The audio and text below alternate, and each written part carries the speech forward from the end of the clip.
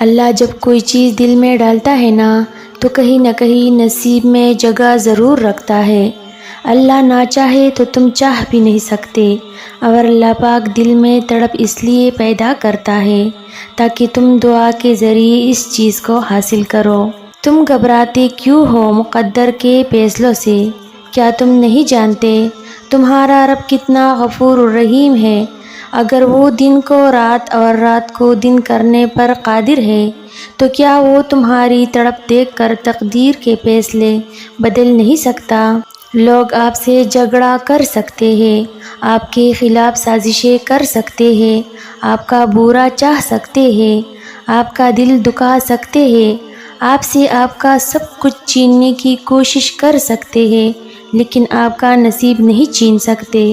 سب سے گھٹیا انسان وہ ہے کہ جب تم سے اس کا دل بھر جائے تو وہ تمہاری خوبیوں کی نفی کرے، تمہارا راز پاش کرے، تمہارے اچھے برتاؤ کا انکار کر بیٹھے، اور جو بات تم میں نہیں تمہارے بارے میں وہ بھی کہے۔ آپ کے اخلاق کی قدر بھی لوگ اس وقت کریں گے جب آپ کے پاس دولت اور طاقت ہو۔ غریب کتنا ہی خوش اخلاق ہو، اس کے اخلاق کو اس کی مجبوری سمجھتے ہیں۔ اکیلے رہنا بھی بری عادت میں آتا ہے، مگر جب اکیلے رہنے کے عادی ہوتے ہیں پھر آپ لوگوں کے پیچھے بھاگنا بند کر دیتے ہیں۔